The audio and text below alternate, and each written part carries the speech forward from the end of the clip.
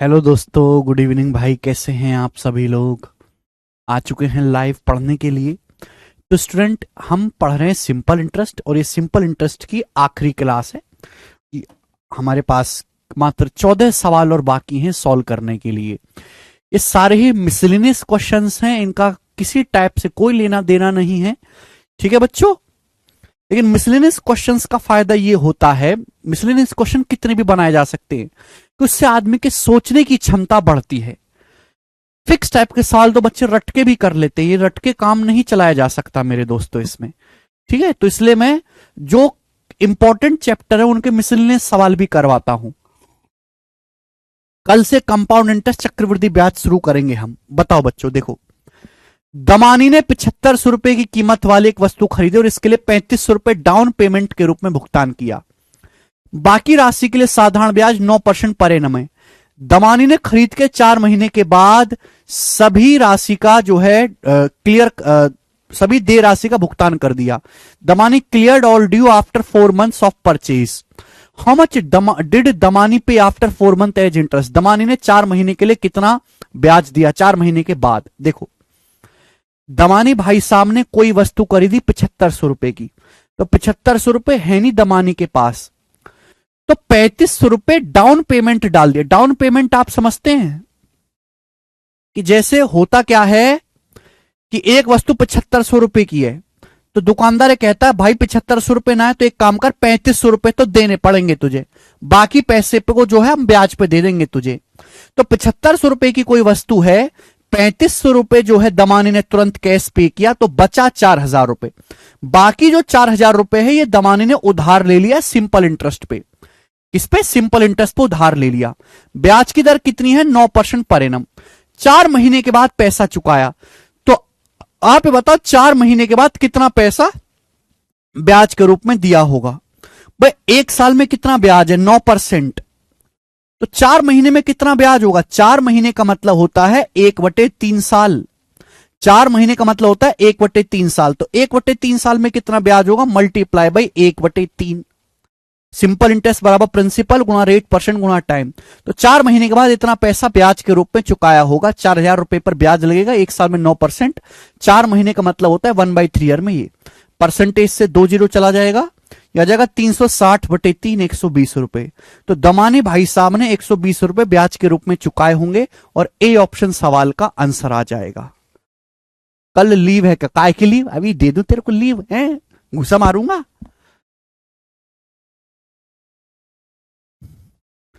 ठीक,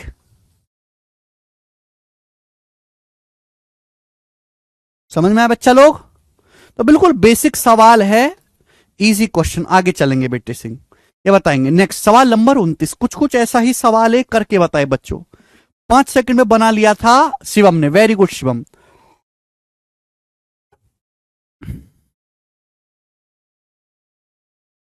अमन 68,500 रुपए मूल्य वाला एक रेफ्रिजरेटर खरीदता है। वह ही पेज 18,500 रुपए at once at the rest after 22 months on which he charge simple interest at the rate of 15% per annum. The total amount he pays for the refrigerator. बहुत बढ़िया सवाल है। अमन एक रेफ्रिजरेटर खरीदता है 68,500 रुपए वाला। अब उसने 18,500 रुपए तो तुरंत जमा किया। कितना? 18,500 रुपए उसने तुरंत जमा किया। बचा कितना मेरे दोस्तों? बचा 50,000 रुपए। बचा 50,000 रुपए मेरे दोस्तों। इस 50,000 रुपए को वो पेमेंट करता है 22 महीने के बाद। इस 50,000 रुपए पर वो 22 महीने के बाद पेमेंट करता है, जिसपे ब्याज की दर 15% है। तो आपसे पूछा है रेफ्रिजरेटर के लिए उसने कितना टोटल अमाउंट पे किया है। तो भाई रेफ्रिजरेटर था 68,500 रुपए का, 18,500 रुपए तो उसने तुरंत जमा करे। 18,500 रुपए तो मेरे प्यार भी क्या करे उसने, 18,500 तो उसने तुरंत जमा करे।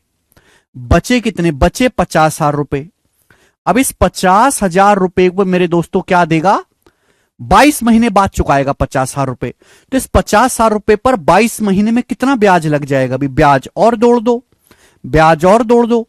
तो 50,000 रुपए पर ब्याज की दर कितनी है? एक साल में 15% ब्याज है। ये पैसा 22 महीने बाद चुकाया गया, 22 महीने बाद।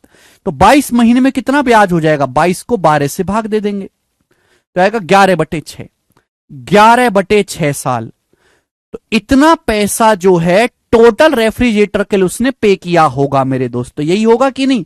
टोटल जोड़ दिया भाई, 8,500 रुपए इकट्ठा दिया, बचा 50,000 रुपए और देना है, प्लस इस 50,000 रुपए पर ब्याज और देगा।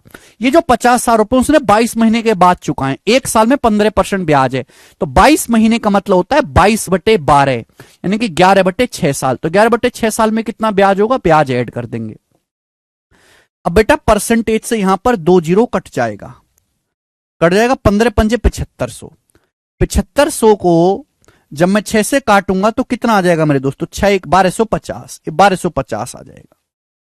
7500 को जब मैं 6 से काटूंगा 1250। अब 1250 की 11 में गुणा क्या होगी मेरे दोस्तों? 13,200 और 550, 13,750। ठीक है ना? 13,750 आ जाएगा। तो ये सब ऐड करने पर मेरे दोस्तों कितना आएगा?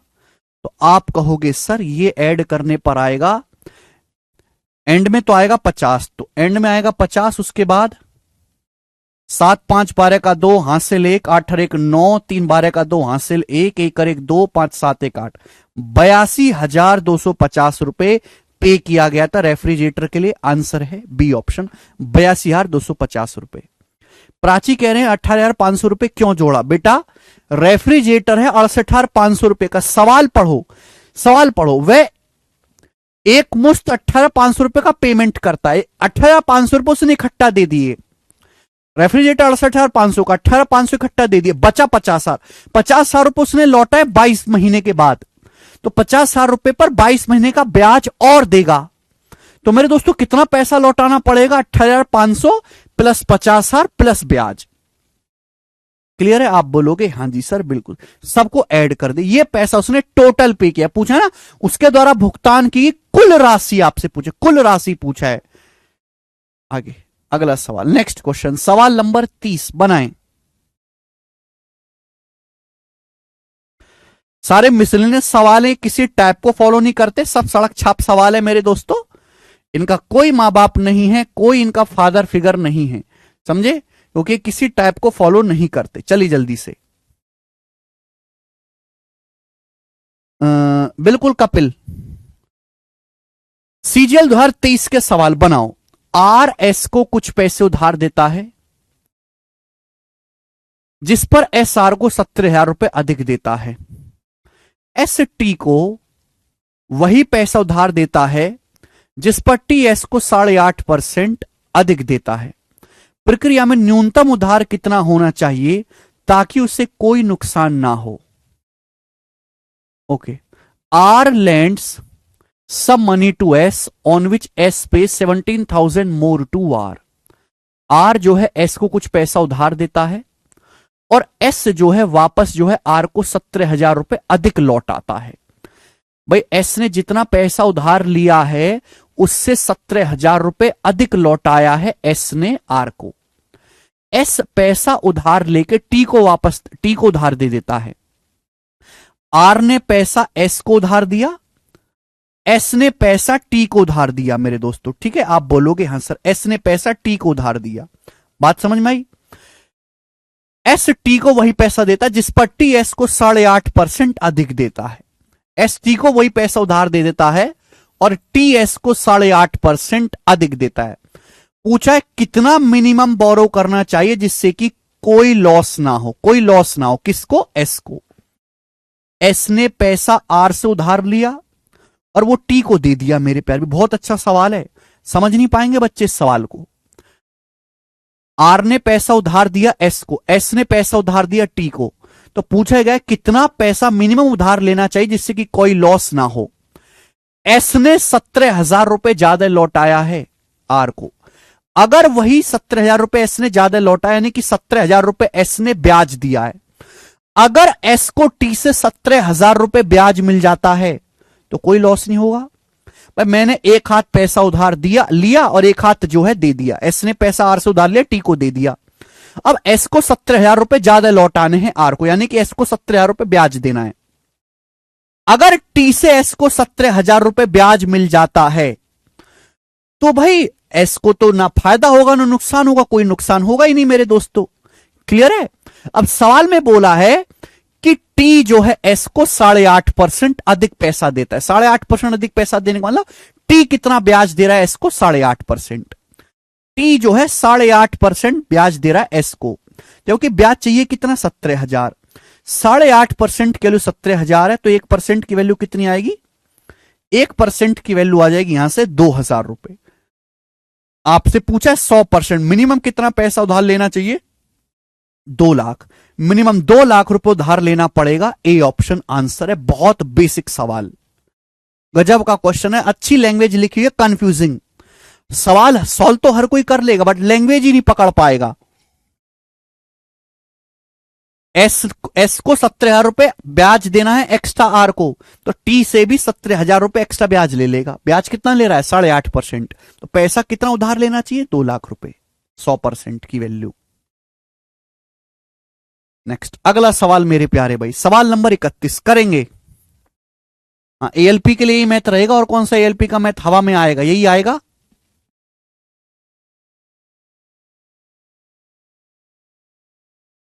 ₹17,000 ब्याज है बेटे आशीष। समझ नहीं आया तो छोड़ दीजिए, स्किप कर दीजिए, ठीक है ना? स्किप कर दीजिए, लैंग्वेज मुश्किल है बेटे सवाल की, ठीक है ना? ये सवाल मेरे समझाने से नहीं आएगा। इस सवाल की लैंग्वेज को 10 बार पढ़ो।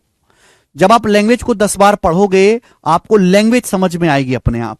चलिए अगला एक और क्वेश्चन।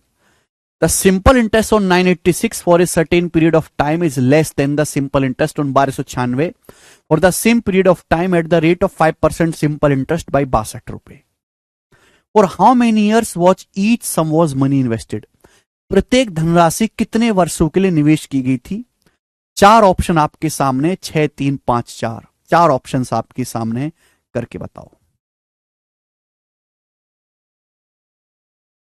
ब्याज का आपको डिफरेंस दे रखा है। बोला एक निश्चित समय के लिए 986 रुपए पर सिंपल इंटरेस्ट 5% ब्याज की दर से, सेम टाइम पीरियड के लिए 1296 पर साधारण ब्याज से 62 रुपए कम है। तो आपसे पूछा प्रत्येक धनराशि कितने समय के लिए निवेश की गई थी। मैंने मान लिया कि प्रत्येक धनराशि टी समय के लिए इन्वेस्ट की गई थी। सवाल में बोला है कि 986 रुपए पर 5% की दर से जो ब्याज है उस समान समय के लिए 1296 पर साधारण ब्याज से, 1296 पर जो साधारण ब्याज है उससे 62 रुपए कम है। सिंपल इंटरेस्ट क्या होता है? सिंपल इंटरेस्ट होता है प्रिंसिपल गुणा रेट परसेंटेज गुणा टाइम। ये सिंपल इंटरेस्ट होता है। साल को ढंग से पढ़ो। सिंपल इंटरेस्ट जो 986 रुपए पर एक सर्टेन टाइम पीरियड के लिए वो 62 रुपए कम है। किससे? 1296 रुपए पर सेम पीरियड के लिए eight the rate of 5% simple interest, 5% ब्याज की दर से। बताओ, ये 1296 रुपए इन्वेस्ट किए, 986 रुपए इन्वेस्ट किए, प्रिंसिपल में कितना डिफरेंस है? तो आप कहोगे सर प्रिंसिपल में डिफरेंस है 210 रुपए का। 6 में से 6 गया 0, 9 में से 8 गया 1, 12 में से 9 गया 210 रुपए का, 310 रुपए का। कितने रुपए का? 310 रुपए का। ब्याज की दर कितनी है? 5%। समय कितना माना है मैंने? टी साल समय माना है, टी साल। आप मुझे बताओ ब्याज में कितना डिफरेंस है? 62 रुपए। हो गया एक लाइन में सॉल्व सवाल, एक लाइन में सॉल्व। देखो ब्याज की दर सेम है, समय सेम है। ब्याज की दर सेम है, 5% समय सेम है, केवल प्रिंसिपल बदला गया है। 986 रुपए पर ब्याज है, 1296 रुपए पर ब्याज है, और उन ब्याज का अंतर 62 रुपए दे रखा है। तो प्रिंसिपल में डिफरेंस कितने का? 310 रुपए। 310 रुपए पर 5% की दर से टी साल का जो सिंपल इंटरेस्ट है का जो डिफरेंस है वही 62 रुपए के बराबर है। इसे टी नहीं निकाल सकते। 5% क्या आ जाएगा बेटे? 5% आ जाएगा 1/20। 0 से 0, 31 दूनी 62, टी आ गया 2 दूनी 4। तो 4 ही सवाल का आंसर है। ऑप्शन नंबर यहां से डी करेक्ट है। डी ऑप्शन एकदम ठीक है, बिल्कुल बेसिक सवाल।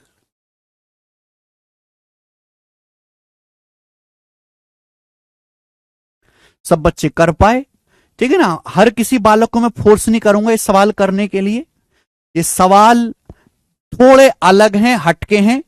आप हमारे अलावा भारत में किसी भी टीचर के पास पढ़ लो, वो ये सवाल करवाएगा ही नहीं, छोड़ देंगे।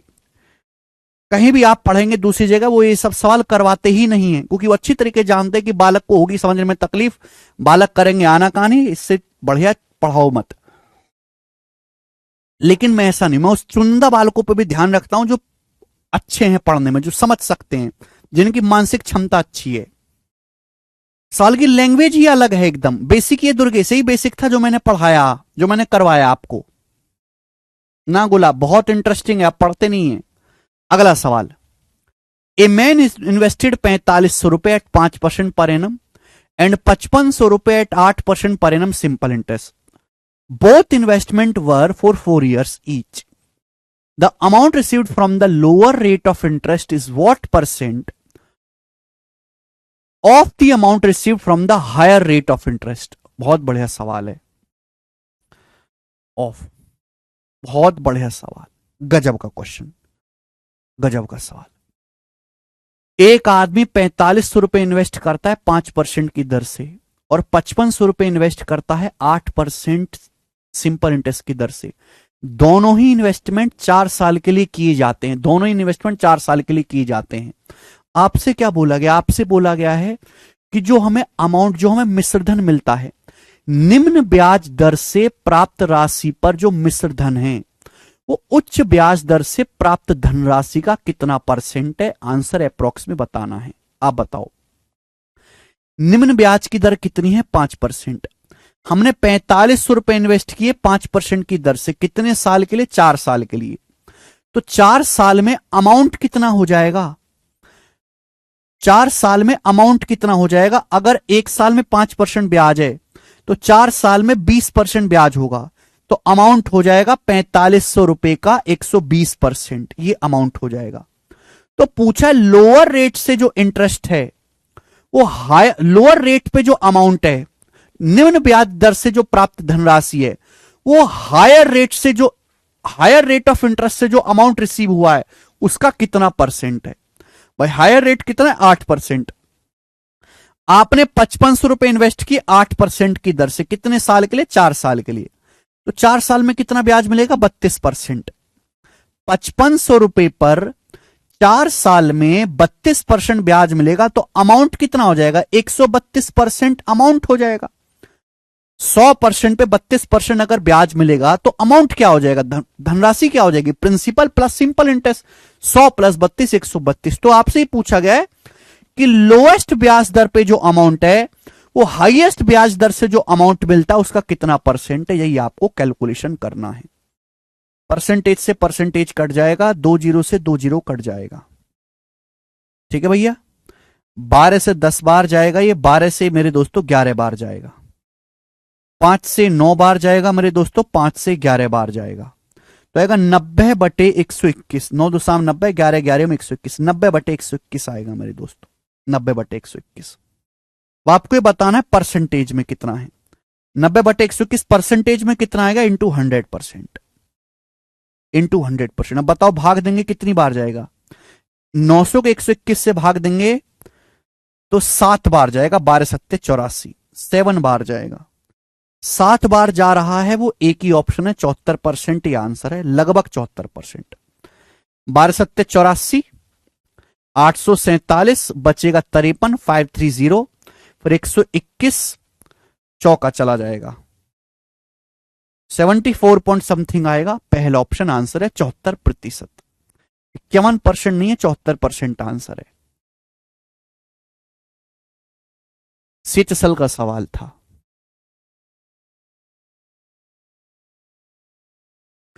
इसमें ब्याज नहीं पूछा, बहुत सारे बच्चे ब्याज निकालने लगे, अमाउंट पूछा है। ये लाइन ढंग से पढ़ो, द अमाउंट रिसीव्ड। कृपया पूरी ताकत लगा के सवाल पढ़ें, पूरी ताकत लगा के। सॉल्यूशन में कुछ नहीं रखा, सॉल्यूशन बेकार की चीज है, सवाल में सब कुछ रखा है, सब कुछ सवाल में रखा हुआ है, सवाल समझना है, सॉल्यूशन नहीं, सॉल्यूशन अपने आप हो जाएगा, इतने काबिल हो आप लोग। The amount received from the lower rate of interest, कम ब्याज की दर से जो अमाउंट मिला है इज व्हाट परसेंट, वो कितना प्रतिशत है लगभग में आपको बताना है जो अमाउंट आपको हायर रेट ऑफ इंटरेस्ट से मिला है। ठीक है, तो हायर रेट ऑफ इंटरेस्ट से जो अमाउंट है उसे नीचे रखा, लोअर रेट ऑफ इंटरेस्ट से जो अमाउंट है ऊपर रखा और कैलकुलेशन कर दी। ठीक है, आगे चलते हैं अगला सवाल। सवाल नंबर है 33। ये सवाल सीजीएल 2023-22 के पेपर का है, करके बताएं, जल्दी से बनाओ सब लोग। कौन करेगा सवाल, जल्दी बताएं।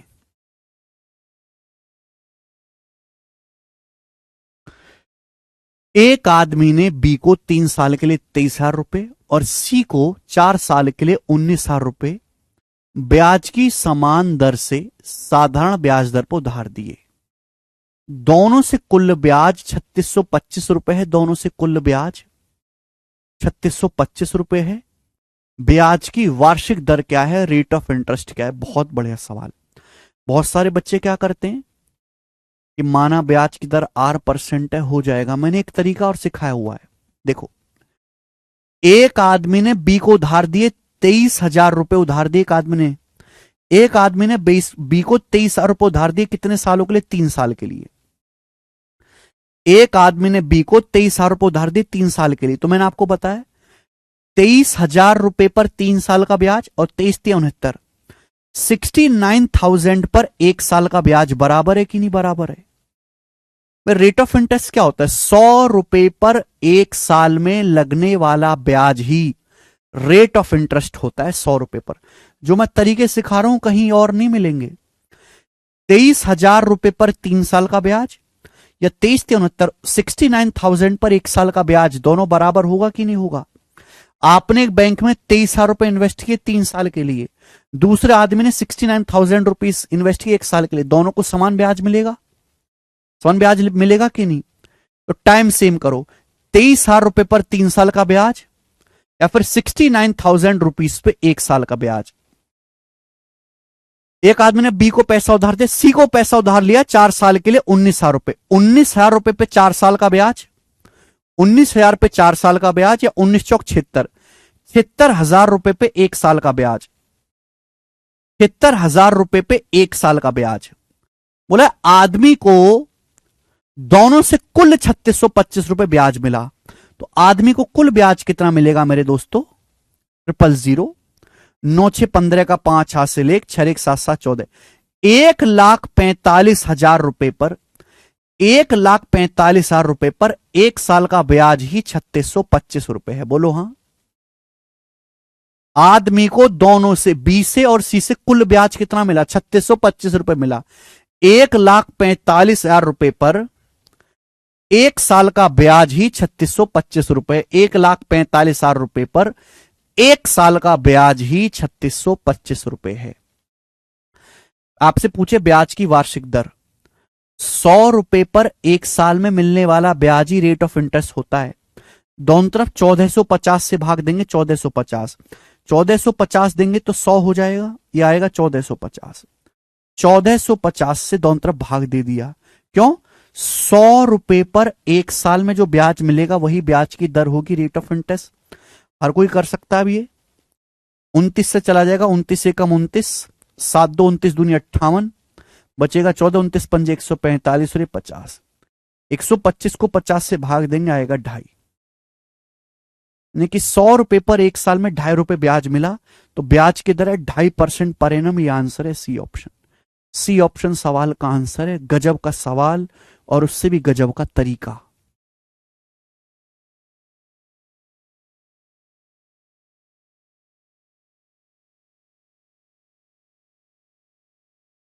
बताओ, मजा आया ना करके, खूब मजा आएगा आपको ये तरीका, ये सवाल करके। आगे चलते हैं। सवाल नंबर है 34, बताएंगे। सीजीएल 2022 के पेपर का सवाल करो, मिसलेनियस क्वेश्चन से करके बताएं। 1450 कहां से आया, 1450 इन दोनों को जोड़ के आया। बेटा आपने बात सुनी नहीं, नीलेश, मिस कर दी, बीच में बात मिस कर दी तो भूल जाइए अब सवाल। मैंने दोनों ही तरफ 1450 से भाग दिया। क्यों भाग दिया? जिससे कि 100 रुपए बन जाए, क्योंकि 100 रुपए पर एक साल में मिलने वाला ब्याज ही रेट ऑफ इंटरेस्ट होता है।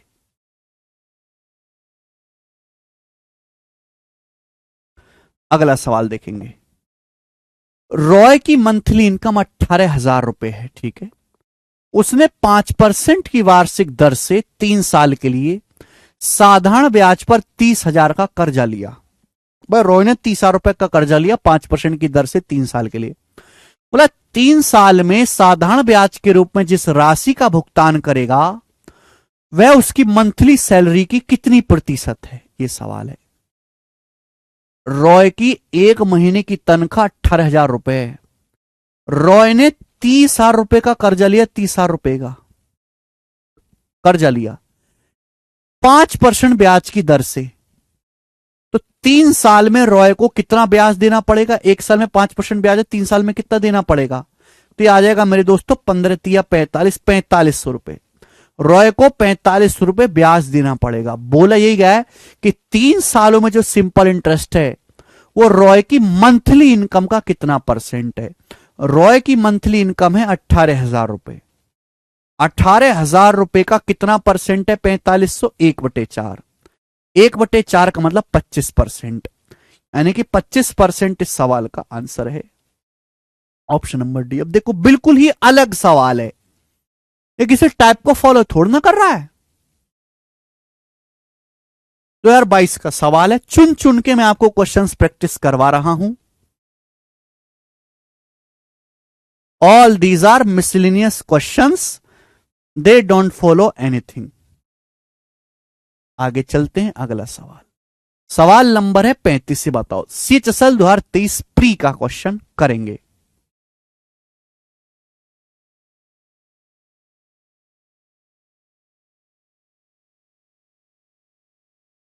सवाल नंबर 35 बताइएगा।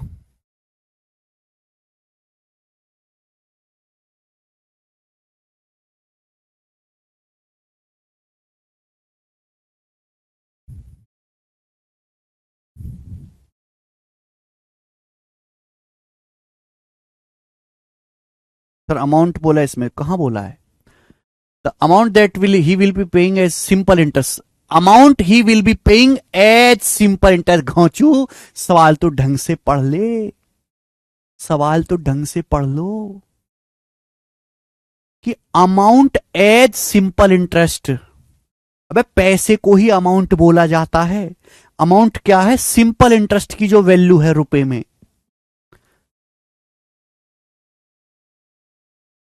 तुम्हारे हिसाब से अमाउंट का मतलब केवल मिश्रधन होता है। अमाउंट, अमाउंट प्रिंसिपल को भी कह सकते हैं, अमाउंट ब्याज को भी कह सकते हैं, हर चीज अमाउंट ही तो है, हैं?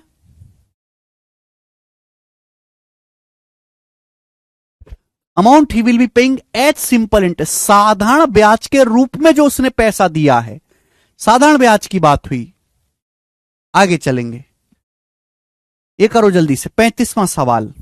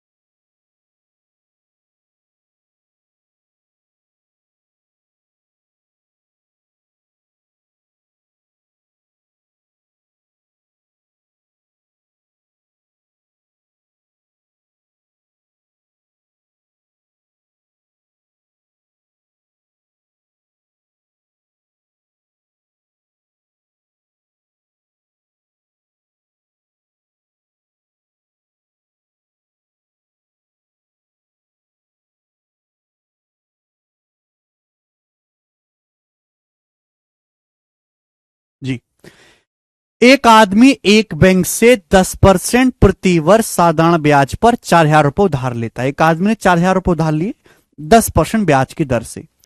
3 साल में कर्जा चुका देता है। कर्जा चुकाने के लिए पहले और दूसरे साल के एंड में भुगतान की गई किस्तें 1500 रुपए और 2500 रुपए। पहले साल के एंड में 1500 रुपए, दूसरे साल के एंड में 2500 रुपए उसने जमा कर दिया। कर्जा चुकाने के लिए तीसरे साल के एंड में कितना पैसा देना पड़ेगा?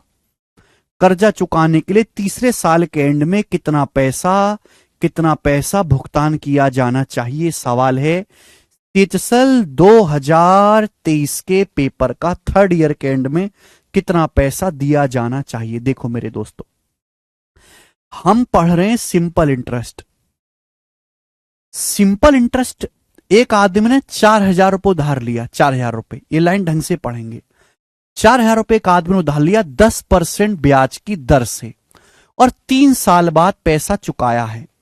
क्या किया? पहले साल में, फर्स्ट ईयर में उसने 1500 रुपए चुका दिया फर्स्ट ईयर में, और सेकेंड ईयर में, दूसरे वर्ष के अंत में, सेकेंड ईयर के एंड में, फर्स्ट ईयर के एंड में उसने 1500 रुपए चुकाया और दूसरे साल के एंड में 2500 रुपए चुकाया।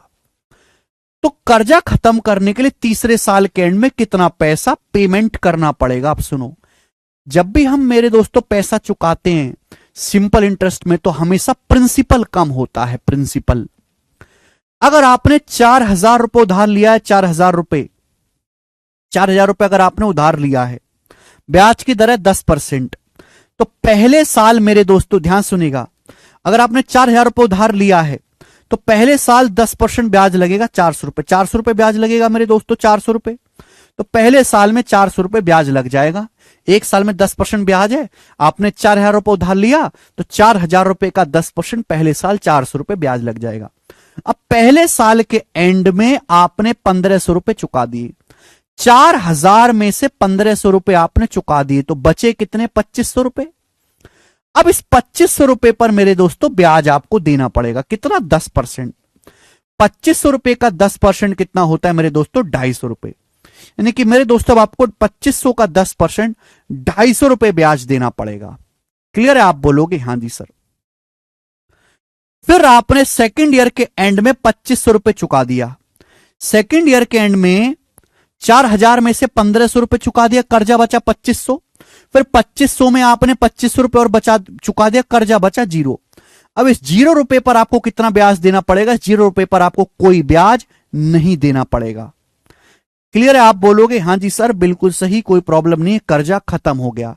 तो जब थर्ड ईयर का एंड आएगा, जो तीसरे साल का एंड आएगा, आपने प्रिंसिपल तो पहले चुका दिया है, आपने प्रिंसिपल तो पहले चुका दिया भाई। 4000 रुपए उधार लिया था, 1500 प्लस 250, 4000 रुपए आप ऑलरेडी चुका चुके हो।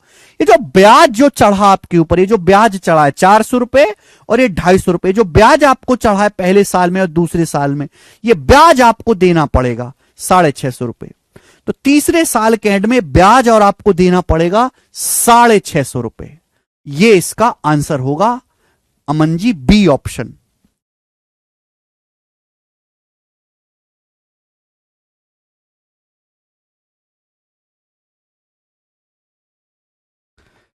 जब भी हम सिंपल इंटरेस्ट में पैसा चुकाते हैं बीच में, तो हमेशा प्रिंसिपल कम होता है, ध्यान रखिएगा।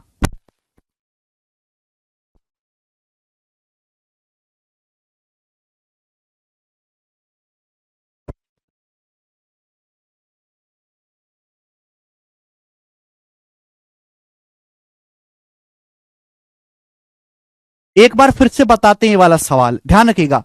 सिंपल इंटरेस्ट यानी कि साधारण ब्याज में जब भी हम पैसा चुकाते हैं बीच बीच में, तो हमेशा मूलधन कम होता चला जाता है, आपका कर्जा कम होता चला जाता है। आपने 4000 रुपए उधार लिए एक बैंक से 10% ब्याज की दर से सिंपल इंटरेस्ट पे, 3 साल में आपने कर्जा खत्म किया। कर्जा चुकाने के लिए पहले साल और दूसरे साल में 1500 रुपए और 2500 रुपए आपने पेमेंट किया है। तो कर्जा खत्म करने के लिए तीसरे साल के एंड में कितना पैसा पेमेंट करना पड़ेगा? आपने 4000 रुपए उधार लिया, ब्याज की दर 10%, तो पहले साल कितना ब्याज हो जाएगा? पहले साल आपका ब्याज हो जाएगा फर्स्ट ईयर में 400 रुपए, 4000 का 10% 400 रुपए। अब एक साल के बाद आपने 1500 रुपए चुका दिया, पहले साल के एंड में 1500 रुपए चुका दिया, 4,000 कर्जा लिया था आपने, 1,500 रुपए चुका दिया, कर्जा बचा 2,500 रुपए। अब इस 2,500 रुपए पर सेकेंड ईयर में, इस 2,500 रुपए पर सेकेंड ईयर में कितना ब्याज देना पड़ेगा? 250 रुपए। 250 रुपए 2,500 का 10%। अब सेकेंड ईयर के एंड में 2,500 रुपए चुका दिया। अब आपका कर्जा 2,500 था, 2,500 में आपने 2,500 रुपए चुका दिया, अब आपका कर्जा बचा जीरो। जीरो आपका कर्जा बता। तो जीरो पर ब्याज भी कितना देना पड़ेगा? जीरो का 10% जीरो ही होता है, जीरो पर ब्याज भी आपको जीरो देना पड़ेगा। आपने एक्चुअली प्रिंसिपल तो पूरा लौटा दिया, 4,000 रुपए उधार लिया था, 1,500 और 2,500, 4,000 आपने लौटा दिया। लेकिन जो ये ब्याज है, जो ब्याज है, जो पहले साल का ब्याज 400 है, जो दूसरे साल का ब्याज 250, ये ब्याज नहीं चुकाया अभी, ये ब्याज आपको तीसरे साल में देना पड़ेगा 650 रुपए। तो तीसरे साल के एंड में केवल आप 650 रुपए ब्याज दोगे। तो ये सवाल जो है आपको बिल्कुल बेसिक से ट्रेडिशनल करना है, एक एक साल का हिसाब अलग अलग रखना है। जब भी ऐसा कोई क्वेश्चन आए, एक ही सवाल करवा रहा हूं, तो एक एक साल का हिसाब किताब आपको अलग अलग निकालना है, ठीक है ना? यस श्याम जी, वही किया है हमने। ठीक है, आगे चलते हैं, नेक्स्ट क्वेश्चन बनाओ। सवाल नंबर 36 करेंगे। सवाल 2017 के प्री के पेपर का पूछा हुआ है, एकदम मिसलिनियस रंगारंग सवाल बनाएं। 2017 प्री का करेंगे बच्चों।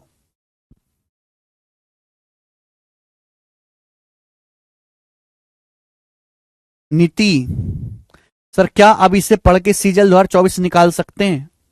बिल्कुल निकाल सकते हैं, लेकिन आपके दिमाग की क्षमता होनी चाहिए कि मैं 8-10 महीने में पढ़ भी लेंगे, रिवीजन भी कर लेंगे, प्रीवियस भी लगा लेंगे, मॉक भी लगा लेंगे, जो ऑलरेडी पेपर दे रहे हैं उनको बीट भी कर देंगे, जिनकी नौकरी लग चुके हैं उनसे भी आगे निकल जाएंगे।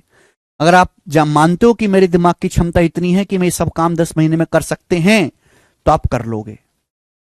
कोई क्या कर सकता है, कितना कर सकता है, कितना समय किसकी तैयारी में लगेगा, वो केवल इस बात पर निर्भर करता है कि आपकी कैपेबिलिटी कितनी है और आप अपना कितना इस्तेमाल कर सकते हो, आप कितनी मेहनत कर सकते हो। बच्चे पूछते हैं सर सीजल क्रैक करने में कितना टाइम लगेगा? अरे किसी आदमी ने 6 महीने में निकाल लिया, कोई 6 साल से लगा पड़ा तो भी नहीं निकला। इसमें इतना, इसकी बुद्धि इतनी तेज है कि 6 महीने में कर लेगा, वो इतना बेकार बालक है कि उसको 10 साल भी दी जाए तो भी नहीं होगा। हर इंसान का अलग अलग हिसाब किताब है। अगला क्वेश्चन बहुत बढ़िया सवाल है, 2017 पीढ़ी का गजब का क्वेश्चन बोला है। यदि ब्याज की दर 2% बढ़ जाती है तो सिंपल इंटरेस्ट 108 रुपए अधिक मिलता है, ठीक है। यदि टाइम को 2 साल बढ़ा दिया जाए तो सिंपल इंटरेस्ट 180 रुपए अधिक आता है। प्रिंसिपल ज्ञात कीजिए, प्रिंसिपल। देखिए बच्चों, बहुत गजब का सवाल है मेरे प्यारे भाई।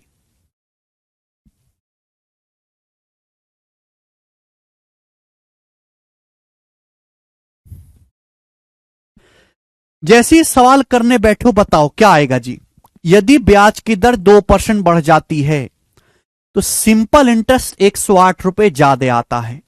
यदि टाइम 2 साल बढ़ जाता है तो सिंपल इंटरेस्ट 180 रुपए अधिक आता है। तो प्रिंसिपल ज्ञात कीजिए जल्दी से मेरे दोस्तों, सुनो। इस सवाल में आपको ब्याज की दर नहीं दी गई, इस सवाल में आपको समय नहीं बताया गया, इस सवाल में प्रिंसिपल आपसे पूछा नहीं बताया गया, यानी कि अननोन वेरिएबल है 3। इस सवाल में तीनों वेरिएबल अननोन है, ना आपको ब्याज की दर पता है, ना समय पता है, ना मूलधन पता है। जबकि यहां से इक्वेशंस बनेंगी 2। अगर ब्याज की दर 2% बढ़ जाती है, 2% ब्याज की दर नहीं है, अगर ब्याज की दर 2% बढ़ जाती है तो सिंपल इंटरेस्ट 108 रुपए ज्यादा मिलता है। ये एक इक्वेशन बनेगी। यहां से दूसरी इक्वेशन, यदि टाइम को 2 साल बढ़ा दिया जाए तो उसी प्रिंसिपल पर 180 रुपए अधिक ब्याज मिलता है। प्रिंसिपल ज्ञात कीजिए। मेरे पास इक्वेशन बनेंगी 2। मेरे पास तीन तीन वेरिएबल अननोन है, ना ब्याज की दर पता है, ना समय पता है, ना प्रिंसिपल पता है। अलजेब्रा में सिखाया नहीं आपको? दो तीन अगर आपको वेरिएबल सॉल्व करने हैं तो तीन ही इक्वेशन चाहिए। यहां वेरिएबल तो तीन है, इक्वेशन केवल दो है। इसका मतलब इस सवाल को सॉल्व नहीं किया जा सकता। इस सवाल का आंसर होगा data is not sufficient. Data पूरा नहीं है, can not be determine. Principal यहां से नहीं निकाल सकते। अच्छा सवाल था ये भाई। दो लाइन आपको दे रखे हैं, पहली लाइन और दूसरी लाइन, दोनों लाइनों से अलग अलग इक्वेशन बनेगी, दो इक्वेशन बन जाएंगी। लेकिन मेरे दोस्तों वेरिएबल तो तीन है, ना ब्याज की दर पता है, ना मूलधन पता है, ना समय पता है। इक्वेशन दो है, वेरिएबल तीन है। सवाल सॉल्व होगा नहीं, सवाल सॉल्व होगा नहीं। तो आंसर है डाटा इज नॉट सफिशिएंट, जानकारी पूरी नहीं है। D option.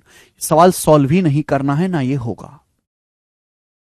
क्या आपको मेरी बात समझ में आई? ये सवाल सिंपल इंटरेस्ट का नहीं, ये सवाल अलजेब्रा का है। प्री के पेपर में क्वेश्चन आया था। आगे चलते हैं, अगला सवाल।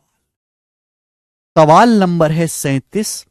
करके बताएं। ये जो सवाल आपके सामने है, ये सीजीएल 2023 के पेपर में आया था, प्री में। बताओ।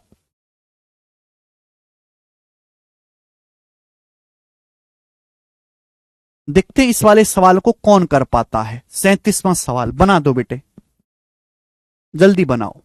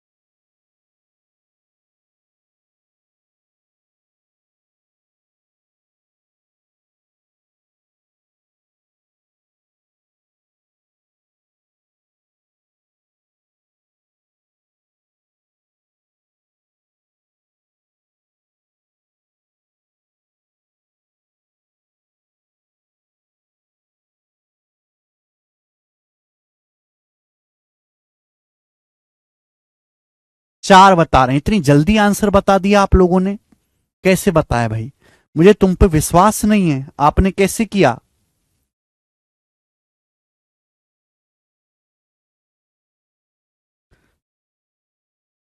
एक राशि 3 साल के लिए X% सिंपल इंटरेस्ट पर उधार दी जाती है। इसके बजाय यदि राशि Y अधिक वर्षों के लिए 3X% साधारण ब्याज पर उधार दी गई थी, तो साधारण ब्याज पहले के ब्याज का 7 गुना होगा। पहले के ब्याज का पूछा है, Y का मान क्या है?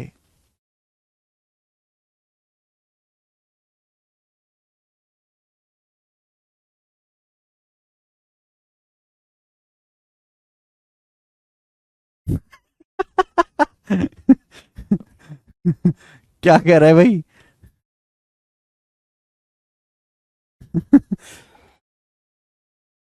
प्रिय गगन प्रताप सर, मैं आपको यह याद दिलाने के लिए लिख रहा हूं कि पंजीकरण संख्या हमारी गाड़ी का नंबर है। आपके वाहन का प्रदूषण प्रमाण पत्र 8 मार्च 2024 को समाप्त हो रहा है। नियमों का निरंतर अनुपालन सुनिश्चित करने और किसी भी असुविधा से बचने के लिए कृपया प्रदूषण प्रमाण पत्र के समय पर नवीनीकरण की व्यवस्था करें। समाप्ति तिथि से पहले इस बात की ओर आपका ध्यान के लिए धन्यवाद। पीयू जी पीयू जी बहुत बहुत धन्यवाद, आपने मुझे बताया। मैं तुरंत प्रदूषण प्रमाण पत्र को जो है प्रदूषित करता हूं, नवीनीकरण करते हैं। ठीक है भाई, चलिए कैसे कैसे लोग हैं भाई मेरे। करो। देखो सिंपल इंटरेस्ट क्या होता है? सिंपल इंटरेस्ट होता है प्यारे प्यारे बच्चे भाई, कितना प्यारे बात लिखा है इसने, देखो इतना हिंदी में, बहुत बढ़िया भाई। सिंपल इंटरेस्ट बराबर प्रिंसिपल गुणा रेट परसेंट गुणा टाइम, यही है भाई।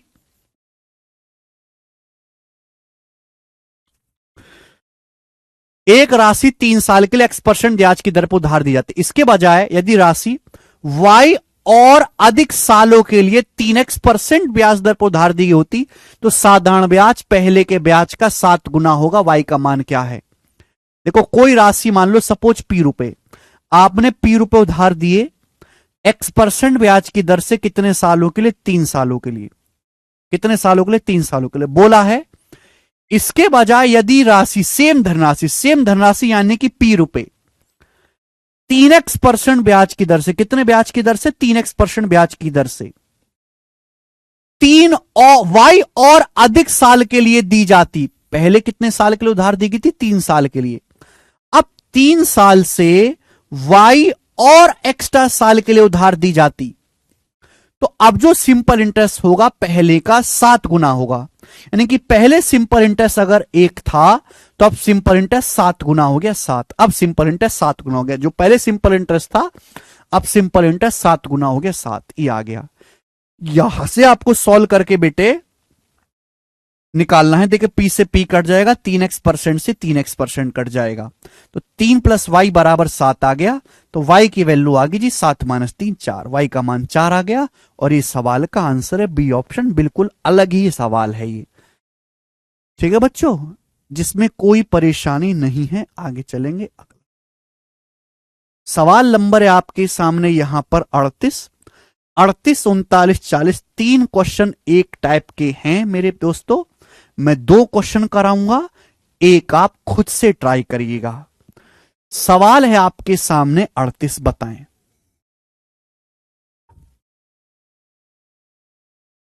बताओ मेरे प्यारे बच्चों, क्या होगा इस सवाल का आंसर?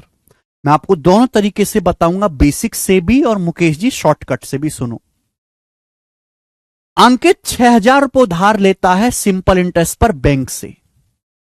6 साल बाद अंकित 2,000 रुपये चुका देता है। ठीक है। शुरुआत से 10 साल के बाद 5300 रुपये देकर कर्ज से फ्री हो जाता है। यानी कि मेरे दोस्तों शुरुआत से 10 साल के बाद वो 5300 रुपये देता है और कर्जे से मुक्त हो जाता है। ब्याज की दर ज्ञात कीजिए। बहुत बढ़िया सवाल। सुनो मेरे प्यारे बच्चों, पहला तरीका है बेसिक तरीका, ब्याज की दर।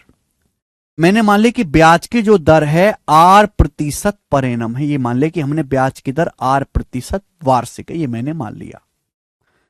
अब बच्चों एक आदमी ने 6,000 रुपये उधार लिए बैंक से। अंकित ने 6,000 रुपये उधार लिए बैंक से सिंपल इंटरेस्ट पे।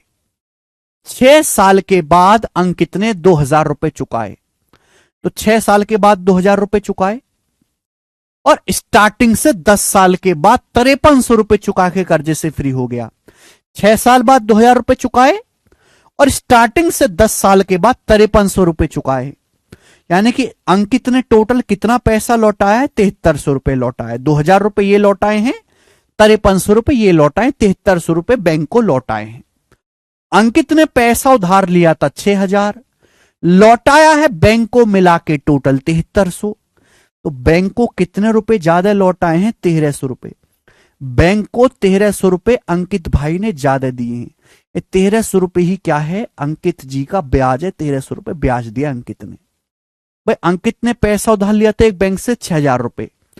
6 साल बाद 2,000 रुपए लौटाए, स्टार्टिंग से 10 साल के बाद 5300 रुपए लौटाए। कितने? 5300 रुपए। तो अंकित ने टोटल 7300 रुपए लौटाए, जबकि उधार 6,000 लिए थे, तो 1300 रुपए फालतू लौटाए। 1300 रुपए क्या अंकित ने ब्याज दिया है। अब सुनो, अंकित ने 6,000 रुपए उधार लिए हैं, 6 साल बाद 2,000 रुपए चुकाए। अंकित ने 6,000 रुपए उधार लिए, 6 साल बाद 2,000 रुपए चुकाए, तो इस 6,000 रुपए पर 6 साल का ब्याज लगेगा। अगर ब्याज की दर 8% है, तो इस 6,000 रुपए पर 6 साल का ब्याज लगेगा। बेटे 6 साल का ब्याज ये हो जाएगा, 1 साल का ब्याज 8% है, 6 साल का ये होगा। 6 साल के बाद अंकित ने 2,000 रुपए चुका दिए। 6,000 कर्जा लिया था, अंकित ने 2,000 रुपए चुका दिए, तो अंकित का कर्जा बचा कितना? 4,000 रुपए। यानी कि अंकित को अब इस 4,000 रुपए पर ब्याज देना है। अब स्टार्टिंग से 10 साल के बाद, देखिए 6 साल ऑलरेडी बीत चुके हैं, तो स्टार्टिंग से 10 साल के बाद 5300 रुपए चुकाए, तो 4 साल और बाकी हैं। 6 साल पहले ही हो चुके, 4 साल और बाकी हैं। तो इस 4,000 रुपए पर अंकित को 8% ब्याज की दर से कितने साल का ब्याज देना होगा? 4 साल का ब्याज देना पड़ेगा। ये बराबर होना चाहिए। भाई अंकित ने टोटल 10 साल तक ब्याज दिया है, 10 साल में लौटाया है। 6 साल ये हो गया, 4 साल ये हो गया, टोटल 10 साल। 6,000 रुपए पर 8% की दर से 6 साल का ब्याज लगेगा। 6 साल के बाद 2,000 रुपए चुका दिए। प्रिंस 6,000 उधार लेते, 2,000 चुका दिए, बचा 4,000। इस 4,000 रुपए पर 4 साल का ब्याज लगेगा, है ना। 6 साल बाद चुकाए हैं तो बचा 4 साल, 6 4 10 होता है। तो हमने टोटल को बराबर कर दिया। ये बात समझ में आई? अरे यार क्या नहीं समझ में आया इसमें? हद होती है। अगर आपको ये बात समझ में आई है तो कमेंट में यस लिखो, यस लिखो कमेंट में। फिर से सुनिए, फिर से। एक आदमी ने अंकित ने 6,000 रुपए उधार लिए। कितने? 6,000 रुपए उधार लिए, 6,000 रुपए। 6 साल बाद 2,000 रुपए लौटाए। 6 साल बाद, तो भाई 6 साल बाद 2,000 रुपए लौटाएं, तो 6,000 रुपए पर अंकित को 6 साल का ब्याज देना पड़ेगा। 6 साल के बाद 2,000 रुपए लौटा दिए, तो बचा कर्जा कितना? 4,000। 4,000 रुपए बचा प्रिंसिपल। सिंपल इंटरेस्ट में हमेशा प्रिंसिपल माइनस हो जाता है। 6,000 रुपए का आदमी ने लौटाए, 6 साल बाद 2,000 रुपए चुका दिए। 6,000 में से 2,000 रुपए चुका दिए, तो बचा 4,000। अब स्टार्टिंग से 10 साल के बाद, 6 साल ऑलरेडी बीत चुके हैं, 4 साल और बाकी हैं, तो इस 4,000 रुपए पर अंकित 4 साल का ब्याज और देगा। अंकित ने टोटल ब्याज कितना दिया है? 1,300 रुपए बेटे, क्योंकि अंकित ने 2 और 5300 टोटल 7,300 रुपए लौटाए हैं। उधार लिए थे 6,000, 1,300 रुपए अंकित ने फालतू लौटाए, वो 1,300 रुपए ही ब्याज है। तो 6,000 रुपए पर 8% की दर से 6 साल का ब्याज, और 4,000 रुपए पर 8% की दर से 4 साल का ब्याज मिला के 1,300 होना चाहिए। ठीक है मेरे प्यारे दोस्तों, आप बोलोगे हाँ सर, यहां से काट लेते हैं, परसेंटेज से 2 जीरो, ये परसेंटेज से 2 जीरो, ये आएगा 360 आर प्लस 4 चौक 16, 160 आर बराबर 1,300। अब 360 प्लस 160 कितना आ जाएगा? 520 आर। तो 520 आर 1,300 आ गया। कितना चला गया बेटा? 0 से 0, 13 चौका 52, तो 10/4 2.5, तो आर की वैल्यू 2.5 आ गई। ब्याज की दर है 2.5% पर एनम, सी ऑप्शन। ये सवाल को करने का बेसिक तरीका है, बेसिक तरीका। भैया दोबारा से सवाल पढ़ो, मैथ्स क्वेश्चन पढ़ते रहो, सॉल्यूशन बिल्कुल छोड़ दो, सॉल्यूशन बिल्कुल मत देखो, केवल सवाल पढ़ो। सवाल अगर तुम 8-10 बार पढ़ लोगे, सॉल्यूशन अपने आप हो जाएगा। ये बेसिक तरीका है, ठीक है। किताबों में आप देखोगे या यूट्यूब वगैरह से देखोगे तो आपको यही तरीका मिलेगा। थोड़ा सा दिमाग लगाओ। 6,000 में से आपने 2,000 क्यों घटाया? देखो, अंकित ने 6,000 रुपए बैंक से उधार लिया, 6 साल बाद 2,000 रुपए लौटा दिए, तो अब अंकित यही तो कहेगा भाई 6,000 उधार लिया था, 2,000 रुपए लौटा दिया, ब्याज 4,000 रुपए दूंगा मैं, तो घटाना ही तो पड़ेगा। चलिए आगे की चीज देखो, अब लॉजिक सोचो। मैं आपसे कहता हूं एक आदमी ने 7,000 रुपये उधार लिए, 7,000 रुपये कितने साल के लिए? 4 साल के लिए। 4 साल के लिए 8% ब्याज की दर से, 8% ब्याज की दर से एक आदमी ने 7,000 रुपये उधार लिए, एक आदमी ने 7,000 रुपये उधार लिए 4 साल के लिए 8% की दर से। तो मैं ये भी कह सकता हूं कि 7 चौक 28, 7,000 रुपये पर 4 साल का ब्याज, या 7 चौक 28, 28,000 रुपये पर 1 साल का ब्याज, 28,000 रुपये पर 1 साल का ब्याज 8% की दर से। दोनों ही बराबर हैं। क्या इन दोनों में कोई फर्क है क्या? क्या इन दोनों में कोई फर्क है क्या? बात तो सेम ही है। बोलो बेटे, बात तो सेम ही है। 7,000 रुपये पर 4 साल का ब्याज बोलो, 7 चौक 28, या 28,000 रुपये पर 1 साल का ब्याज बोलो, बात तो सेम ही है। क्या इन दोनों बातों में कोई फर्क है? आप बोलोगे नहीं सर, कोई फर्क नहीं है। अब दिमाग लगाओ मेरे दोस्तों। सवाल में आपसे ब्याज की दर पूछिए। ब्याज की दर क्या होता है? 100 रुपए पर 1 साल में लगने वाला ब्याज ही, 100 रुपए पर 1 साल में लगने वाला ब्याज ही रेट ऑफ इंटरेस्ट होता है। अंकित ने बैंक से 6,000 रुपए उधार लिए। 6,000 रुपए कितने उधार लिए? 6,000 रुपए। अंकित ने बैंक से 6,000 रुपए उधार लिए, 6 साल बाद 2,000 रुपए चुकाए। तो अंकित को 6,000 रुपए पर 6 साल का ब्याज देना होगा। 6,000 रुपए पर 6 साल का ब्याज, या 36,000 रुपए पर 6 चिंग 36, 36,000 रुपए पर 1 साल का ब्याज बराबर है। 6 साल बाद अंकित ने 2,000 रुपए चुका दिए। 6,000 कर्जा लिया था, अंकित ने 2,000 चुका दिया, तो कर्जा बचा अंकित का 4,000। अंकित का कर्जा 4,000 बचा। अंकित का कर्जा कितना बचा? 4,000। अब स्टार्टिंग से 10 साल के बाद 5300 रुपए चुकाए। 6 साल ऑलरेडी बीत चुके हैं, 10 साल का टोटल समय, तो बचा 4 साल। अंकित को 4,000 रुपए पे 4 साल का ब्याज देना होगा। 4,000 पे 4 साल का ब्याज, या 16,000 रुपए पे 1 साल का ब्याज। 16,000 रुपए पे 1 साल का ब्याज, तो 36 प्लस 16 हो गया 52,000। 52,000 रुपए पर 1 साल का ब्याज ही, 52,000 रुपए पर 1 साल का ब्याज कितना है? देखो, अंकित का कर्जा बचा है 4,000 रुपए।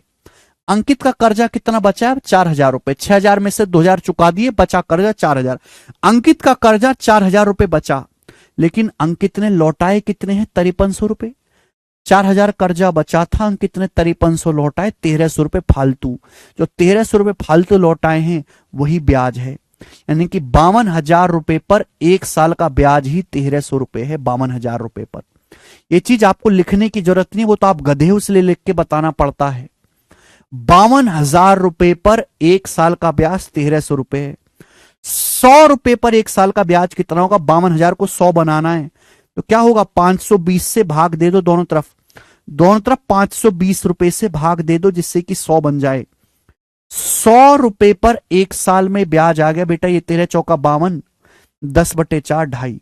100 रुपए पर 1 साल में 2.5 रुपए ब्याज है। यही ब्याज की दर है 2.5%। C option. खत्म।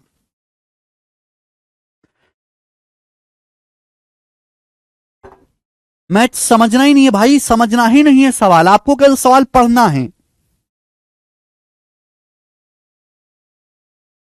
एक और सवाल समझाता हूं ऐसा, एक और क्वेश्चन बताओ, एक और सवाल, और इसी कंसेप्ट से करेंगे एक और सवाल। सवाल नंबर 39, देखते हैं कितने बालक कर पाते हैं सवाल को। 39 नंबर क्वेश्चन। एक आदमी बैंक से 10,000 रुपये उधार लेता है, 2 साल के बाद 3,000 रुपये चुका देता है।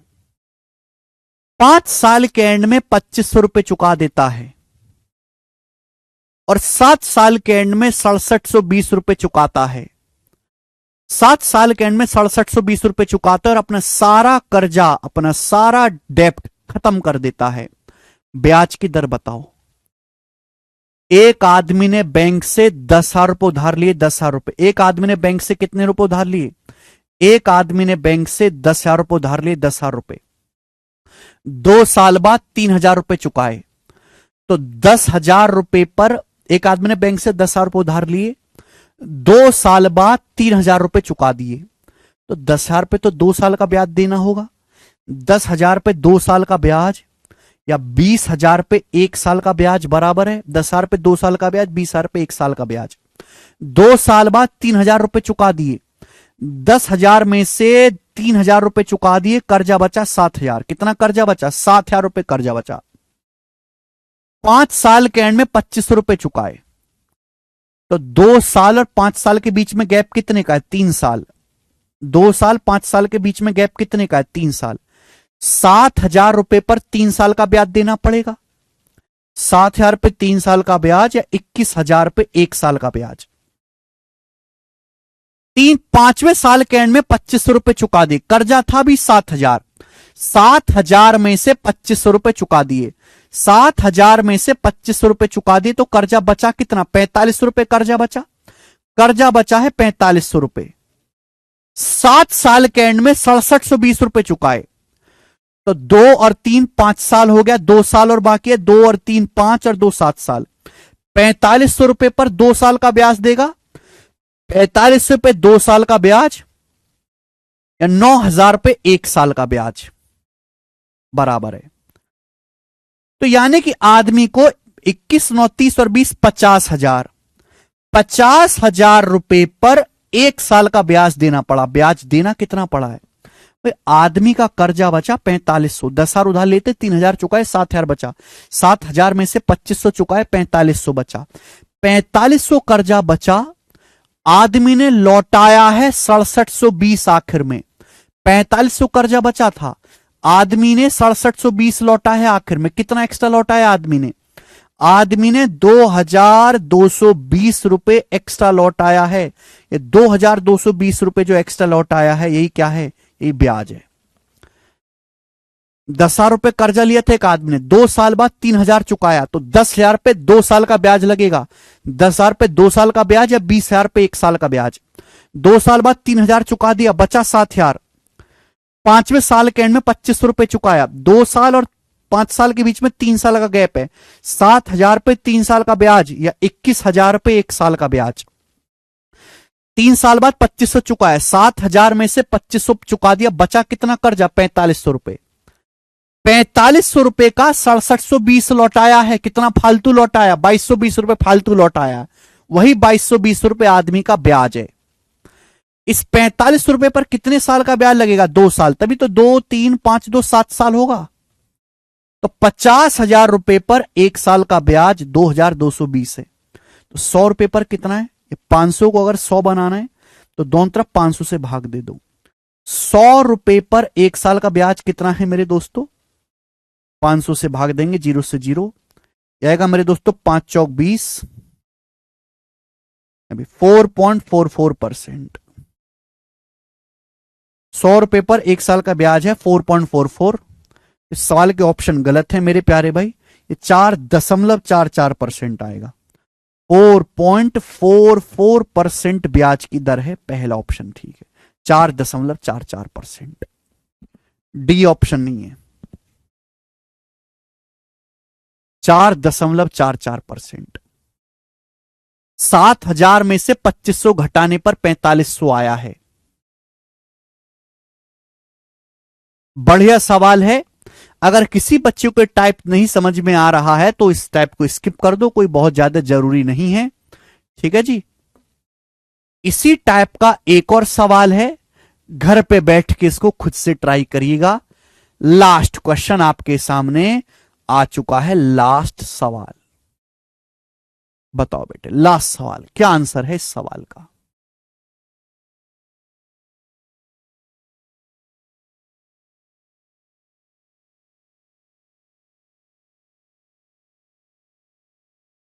स्किप कर देंगे मैथ्स।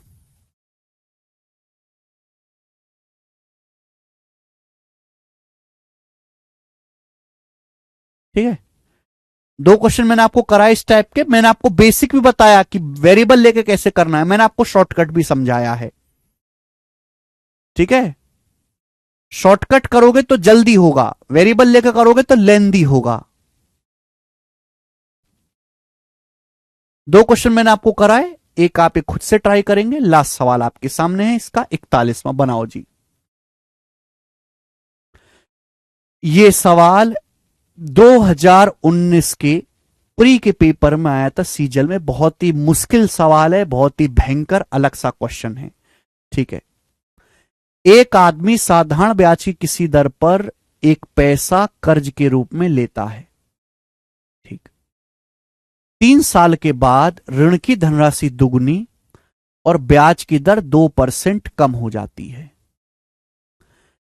5 साल के बाद यदि पूरी धनराशि पर दिया गया कुल ब्याज 13,600 रुपए है, 5 साल के बाद पूरी धनराशि पर कुल ब्याज 13,600 रुपए है, जो इस पहली धनराशि के ब्याज के बराबर है, जो 11 सही 1/3 सालों के लिए कर्ज के रूप में ली गई थी। तो लिए गए आरंभिक ऋण की राशि ज्ञात कीजिए। पहली बात तो इस सवाल समझने में किसी जंग से कम नहीं है। इस सवाल को समझना मतलब सॉल्व तो बहुत करना बहुत दूर की बात है। अगर 100 बच्चे भारत देश में हैं, 100 में से 80 बच्चे सवाल को समझ ही नहीं पाएंगे। बाकी जो समझेंगे उसमें से 15 बालक कर नहीं पाएंगे, तो 100 में से 5 बालक इस सवाल को करने लायक हैं। मैं लायक शब्द इस्तेमाल कर रहा हूं, लायक। 100 में से 5 बालक ही करने लायक हैं। सुनेगा, इसमें कोई बुरा आपत्ति करने की बात नहीं है भैया। जब चीज ऐसी, एक आदमी ने कुछ पैसा लोन लिया किसी ब्याज की दर से, 3 साल के बाद लोन का अमाउंट डबल हो गया और ब्याज की दर 2% कम हो गई। नाउ आफ्टर 5 ईयर, अब 5 साल के बाद जो टोटल इंटरेस्ट है वो 13,600 रुपए है। भाई मैंने मान लिया कि एक आदमी ने P रुपए उधार लिया था, P रुपए R% ब्याज की दर से। मैंने मान लिया कि एक आदमी ने P रुपए उधार लिया था R% ब्याज की दर से, और आपको यही P का मान निकालना है। यही P का मान आपको निकालना है मेरे दोस्तों। मैंने मान लिया कि एक आदमी ने P रुपए उधार लिया था R% ब्याज की दर से। बोला है एक आदमी ने कुछ पैसा उधार लिया P रुपए किसी ब्याज की दर R% की दर से। आफ्टर 3 साल लोन का अमाउंट डबल हो गया। तो आप बताओ P रुपए पर, ध्यान से सुनेगा, P रुपए पर R% ब्याज की दर से 3 साल का ब्याज क्या होगा? ये होगा, आप बोलोगे हां जी सर। 3 साल के बाद लोन का अमाउंट डबल हो गया और ब्याज की दर 2% घट गई। 3 साल के बाद लोन का अमाउंट डबल हो गया, P से लोन क्या हो गया? 2P डबल हो गया, 2P। ब्याज की दर 2% कम होगी। ब्याज की दर अगर पहले R% थी तो R से 2% कम हो गई। ब्याज की दर 2% कम हो गई। नाउ आफ्टर 5 ईयर्स, अब 5 साल के बाद, 3 साल बीत चुके हैं, अब नाउ शब्द लग गया। अब 5 साल के बाद, 3 साल के बाद 5 साल और लेने। अब 5 साल के बाद जो टोटल इंटरेस्ट पे किया गया 13,600 रुपए, जो टोटल इंटरेस्ट पे किया गया वो कितना पे किया गया है? 13,600 रुपए इंटरेस्ट पे किया गया। पहली लाइन है, पहली लाइन ये है भाई, इंटरेस्ट क्या होता है? प्रिंसिपल गुणा रेट परसेंट गुणा टाइम। P रुपए पर R% के हिसाब से 3 साल का ब्याज। 3 साल बाद ब्याज की आपका जो है कर्जा डबल हो गया, ऋण की राशि डबल हो गई, ब्याज की दर 2% कम हो गई। और 5 साल के बाद, है ना, 5 साल के बाद जो कुल ब्याज है वो टोटल कितना है? 13,600 रुपए टोटल है, तो बीच में प्लस करना पड़ेगा। अब आगे ये जो सवाल है मेरे दोस्तों, ये एक इक्वेशन बनेगी। दूसरी इक्वेशन ये देखो, if the total interest paid on the whole is 13,600 which is equal to the same when the same amount which is equal to the same when the first amount was taken for 11:1/3 years। ये जो which शब्द आता है ये nearest pronoun के लिए आता है 13,600 के लिए। भाई आदमी को कुल ब्याज कितना मिला है? 13,600 रुपए। किसके बराबर है? जो कि सेम है जब पहली धनराशि को 11 सही 1/3 साल के लिए उधार दिया जाता। जो 13,600 रुपए ब्याज मिला है, 13,600 रुपए, ये किसके इक्वल है? After 5 years the total interest paid was 13,600। 5 साल के बाद 3 साल और प्लस 5 साल, ये 9 शब्द लगाए ना, तो टोटल जो इंटरेस्ट पे किया गया वो 13,600 है, विच इज इक्वल टू, कृपया सवाल पढ़े, सॉल्यूशन की ऐसीकरण दो, केवल सवाल पढ़ो, केवल सवाल, सॉल्यूशन मत करो कतई भी। जो इंटरेस्ट है, सिंपल इंटरेस्ट, वो 13,600 है, which is equal to the same when the first amount was taken for 11:1/3 years, जो कि सेम है जब पहला अमाउंट यानी कि पी रुपए, जब पी रुपए उधार लिया जाता है 8% ब्याज की दर से, कितने साल के लिए, 11 सही 1/3 साल के लिए। 11 से 1/3 साल क्या होता है, 11 × 33 = 34, 34/3 साल, 34/3 साल। आप बोलोगे हाँ सर ये इक्वल है, बराबर है, यानी कि इनडायरेक्टली रूप से कह रखा है कि पी रुपए पर, पहली धनराशि पर 8% ब्याज की दर से 11 सही 1/3, 34/3 साल में सेम आपको इंटरेस्ट मिलता है, सेम इंटरेस्ट आपको मिलता है। तो यहां से 34 से कितना चला जाएगा, 13,600, 400 बार जाएगा, तो प्रिंसिपल का 8% कितना आ जाएगा बेटे, 400 या 1200, प्रिंसिपल का 8% आ जाएगा 1200 रुपए, 3 की उधर गुणा हो जाएगी 1200 रुपए। अब यहां से देखो मेरे दोस्तों, यहां से दिमाग लगाओ, दिमाग लगाओ, ये प्रिंसिपल के 8% का 3 गुना है, जब यहां गुणा होगी ये क्या आ जाएगा, 2 पंजे 10p, 5 दूनी क्या हो जाएगा, 10p हो जाएगा मेरे दोस्तों, 5 दूनी क्या हो जाएगा, ध्यान से सुनेगा, ये 5 दूनी 10p हो जाएगा, 10p। ये प्रिंसिपल के 8% का 10 गुना है, 10p, और ये 8%, ये प्रिंसिपल के 8% का 3 गुना, ये प्रिंसिपल के 8% का 10 गुना, तो 10 और 3 13 हो गया, 13 गुणा प्रिंसिपल का 8%, ये आ गया मेरे दोस्तों। आप बोलोगे हाँ जी सर, माइनस ये क्या आएगा, 10 दूनी 20, 20% ऑफ पी, 20% ऑफ पी बराबर हो गया 13,600 रुपए। बोलो हाँ, आप बोलोगे हाँ जी सर बिल्कुल सही। दिमाग लगाओ बेटे, दिमाग, हर किसी बच्चे के लिए सवाल नहीं है, आपको मुश्किल लग रहा है तो कतई छोड़ दो, कोई जरूरत नहीं पढ़ने की, ठीक है। पी के 8% का 3 गुना, यहां देखेंगे परसेंटेज, ये r - 2% का मतलब होता है r% - 2%, ये मतलब होता है बच्चे हैं। तो 10p 8% और ये 3p 8%, 10 और 3 13 हो गया, 13p 8% माइनस 10 दूनी 20, 20% ऑफ p बराबर 13,600।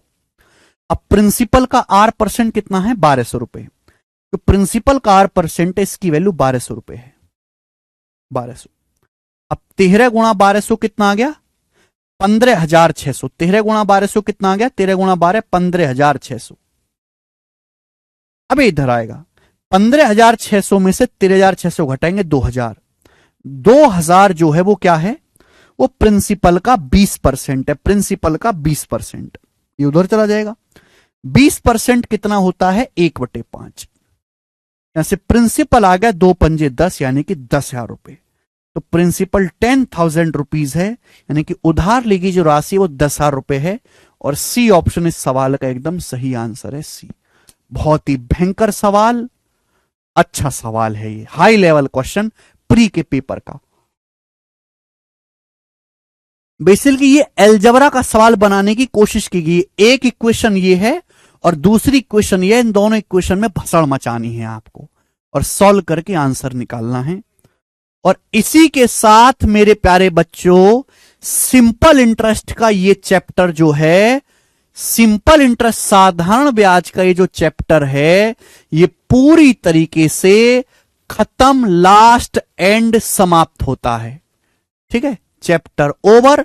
अब आपका एक ही चैप्टर बचा है, कंपाउंड इंटरेस्ट, चक्रवृद्धि ब्याज, जिसको हम कल पढ़ेंगे। आज इतना ही, ठीक है बच्चों। इंस्टॉलमेंट में एक साथ कराऊंगा, सीआई की भी और एसआई की भी, नहीं आदित्य, ठीक है बच्चों।